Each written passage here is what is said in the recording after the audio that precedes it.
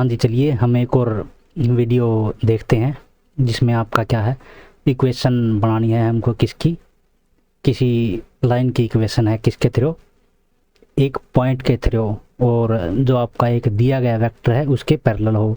तो जैसे मान लीजिए आपका जो दिया गया पॉइंट है वो आपका क्या है, ए। ठीक है भाई, ये आपका क्या है, गिवन पॉइंट है, गिवन पॉइंट है। किसी इक्वेशंस को बनाने के लिए अपने पास क्या होती है, एक तो पॉइंट होना चाहिए और एक कम से कम उसकी डायरेक्टेड होनी चाहिए, है ना, डायरेक्शन होनी चाहिए, अपने को पता होनी चाहिए। तो ये आपका गिवन पॉइंट हो गया, और ये जो मान लिया हमने क्या है, ये आपका ऐसा वेक्टर है जिसके पैरेलल हमको लाइन की इक्वेशन बनानी है। ठीक है भाई, तो ये आपका मान लीजिए कोई बी वेक्टर है। ओके, तो ये वाली लाइन मान लिया हमने, इसके थ्रू ये वाली लाइन अपनी बन गई। तो ये वाली लाइन आपको किस तरीके से बनी ये अपने को पता होनी चाहिए। तो एक मिनट, इसको जो 3D फिगर है इसको हम रोटेट करके दिखाते हैं, हम इक्वेशन बना लेंगे। तो ये वाली है, देखिए ये बिल्कुल आपकी पैरेलल में है और ये आपकी इस तरीके से बन रही है। एक बार इसका 3D वो ले लेते हैं हम, और एक बार इसको जूमिंग कर लेते हैं थोड़ा, इसको देख लेते हैं इस प्रकार। तो चलिए अब हम बनाते हैं इसकी जो इक्वेशन बनेगी वो किस प्रकार बनेगी। तो अगर ये आपका बी वेक्टर है, ठीक है भाई, और ये हमने कोई भी पॉइंट, आर्बिट्रेरी पॉइंट मान लिया हमने, कोई भी पी है जिसके जो कोऑर्डिनेट आपके क्या हैं, एक्स वाई एंड जेड हैं, और ये आपका ओरिजिन है, और इसके जो कोऑर्डिनेट आपके 0 0 0 हैं। ठीक है भाई, तो ये वेक्टर हो गया और ये वेक्टर हो गया, यहाँ से इस तरीके से जा रहा है, ये भी इस तरीके से जा रहा है, ये इस तरीके से जा रहा है। तो ये वेक्टर आपका कौन सा हो गया, ए पी वेक्टर हो गया, जिसकी direction from A to B है। ओके, और ये वेक्टर इसको हम किस से डिनोट करते हैं, आर से डिनोट करते हैं। ओके, तो अब देखिए ये जो वेक्टर आर है किसका एडिशन है, आपका इस वेक्टर का, भाई पोजीशन वेक्टर इसका ए है, और इसको हम क्या लिख सकते हैं, ओ लिख सकते हैं। तो ओ ए प्लस में ए पी किसके इक्वल आ जाएगा, आर के इक्वल आ जाएगा।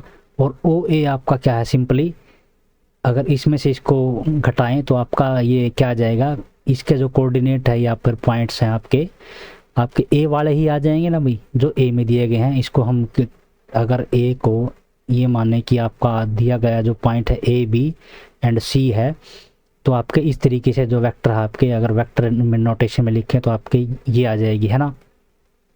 तो अब क्या करना है अपने को,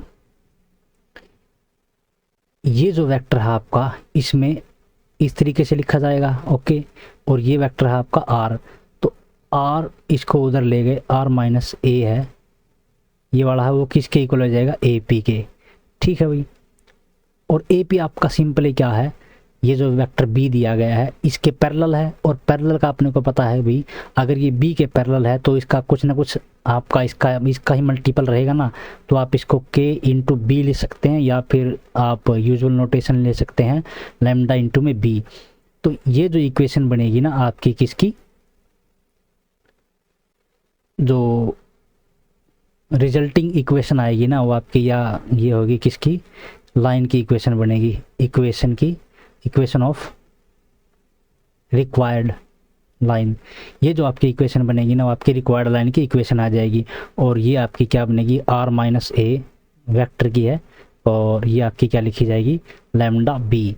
और आप इसे क्या ले सकते हैं, R is equal to A plus में लैम्डा बी। ओके, और ए आपका क्या है, जहाँ गिवन आपका वेक्टर है, आपको ये ख्याल में रखना है कि ये जो वेक्टर आपका, सॉरी ये जो आपका दिया गया है ना, ये आपका वेक्टर होना चाहिए, ना कि कोऑर्डिनेट होनी चाहिए। ठीक है भाई, ओके, तो अब इसको हम कोऑर्डिनेट में बनाएंगे, कोऑर्डिनेट की इक्वेशन बनाते हैं हम इसको। तो आर के जो कोऑर्डिनेट थे हमारे क्या थे, एक्स, और ए के कोऑर्डिनेट हमारे क्या थे, एक्स माइनस ए। तो ये आपका क्या लिखा जाएगा, लैम्डा, और बी के हमने मान लीजिए कि आपका जो b1 मान लिया हमने। ठीक है भाई, तो इसको हम किस तरीके से लिख सकते हैं, x माइनस ए, अगर इसको हम इधर लाएं b1 को, तो b1 हो गया। ओके, और ये वाला आपका क्या आ जाएगा, इसी तरीके से y माइनस बी है, जो आपका B2 के इक्वल हो जाएगा, और Z माइनस सी है आपका किसके इक्वल हो जाएगा, B3 आपका किसके इक्वल हो जाएगा, वो सब आपके किसके इक्वल हो जाएंगे, लैम्डा के। ये आपकी कार्टेशियन वाली इक्वेशन थी। तो इस प्रकार आपकी जो इक्वेशन बनेगी किसी एक पॉइंट के थ्रू और किसी एक वेक्टर के पैरेलल में। ठीक है भाई, तो ये वाली आपकी इक्वेशन थी। Thank you.